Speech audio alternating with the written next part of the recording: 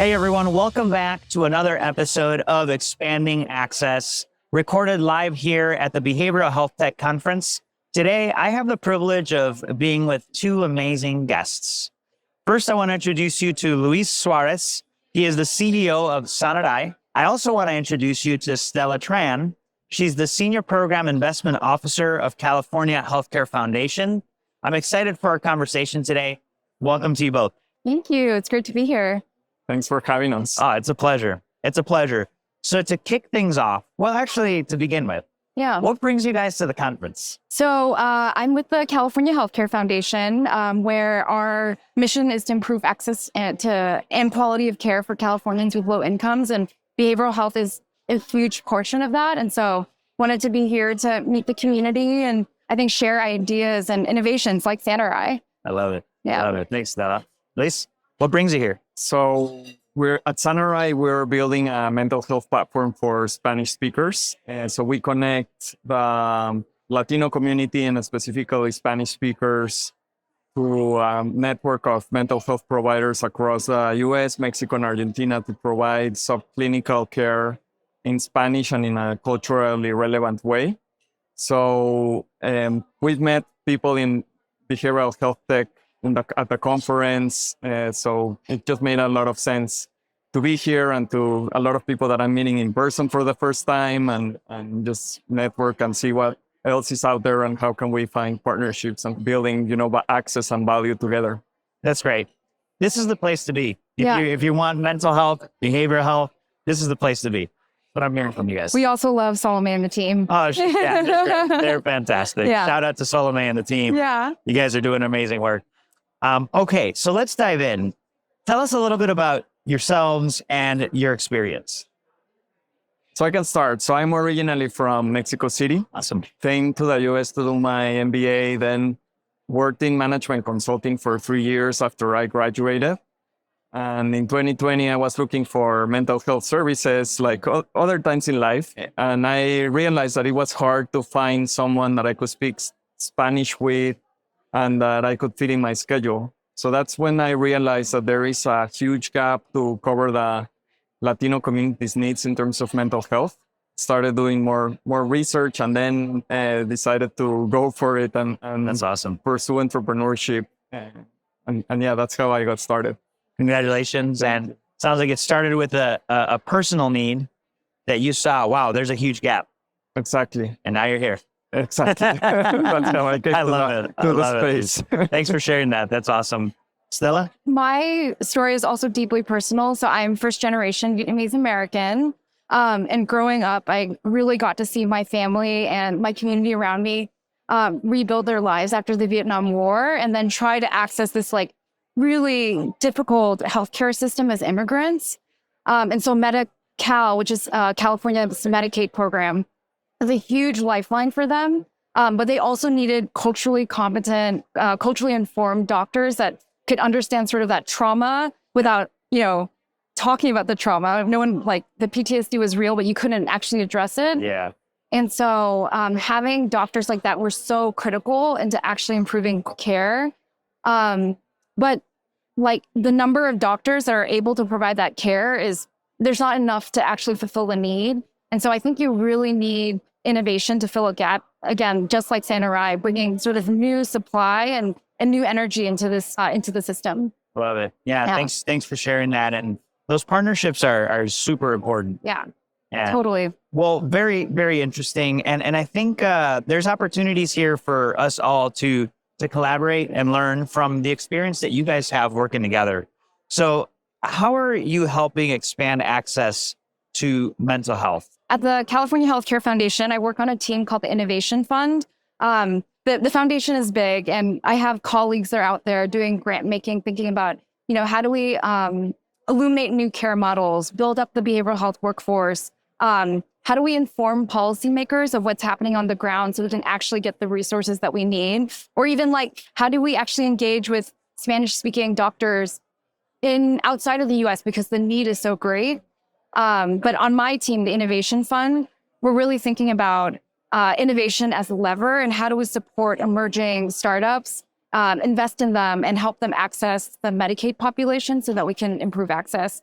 So Sanarai is one of our portfolio companies, and really thinking about how do we, again, use innovation as a critical lever to improve access and quality of care. Love that. Yeah. Yeah, and it's been such a pleasure working with CHCF and the team, and just that alignment in mission is big. So I talked about like that gap, just to quantify that. So there's only 5% of mental health providers in the US that can administer their services in Spanish versus 13% of the population that speaks Spanish at home. And the treatment rates for Spanish-speaking communities are way below the average. And in the context of a mental health crisis with booming demand for services and a shortage of providers in the first place, those numbers just make it like 3 times as hard to get behavioral health services in Spanish.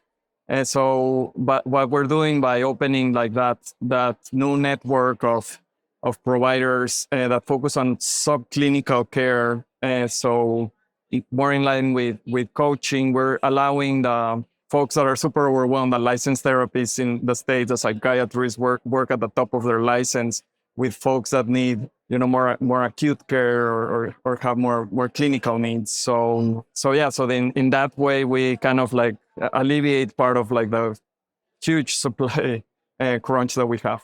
Yeah, critical work. And it's really great to see partnerships like yours address the needs of communities that are very specific, whether it be language or cultural, like the one you mentioned with your family. Yeah. Like, it's critical to see these. Building trust is key, right? And it's at the center of the work you guys are up to. Luis, tell us about building trust. How is it related to expanding access, and specifically this significant stigma around accessing mental health? Can you talk to your approach and Sanarai's approach to building that trust? Yeah, so it has been something, a centerpiece of like the whole idea of building this company from the ground up. And I think an important part is like the authenticity of just being a company that started with this purpose to serve these clients. Mm-hmm. So the services are in Spanish, right? The website is not like a translation of something else. Yeah. It was like meant to be so important. Yeah, Spanish from day one. And the providers that we have, like, are culturally similar to our end users. So that also like helps building that trust and just like, people when they start with their provider, they have a common baseline of understanding. And then that we believe leads to better outcomes. And then, for folks to continue and longer with engaging with our providers. And then something that we also think a lot about is the level of customer service that we want to provide. So even that we're, like affordable service, we want to give that like really good customer service that sometimes in healthcare generally you don't get. So meeting our clients where they are too. Like, for example, we use tools that Spanish speakers use a lot, like WhatsApp, and like Zoom, that people know and like. And we don't have to reinvent the wheel to just, provide services and meet people where they are. And then lastly, it's the last piece is educating to overcome that stigma.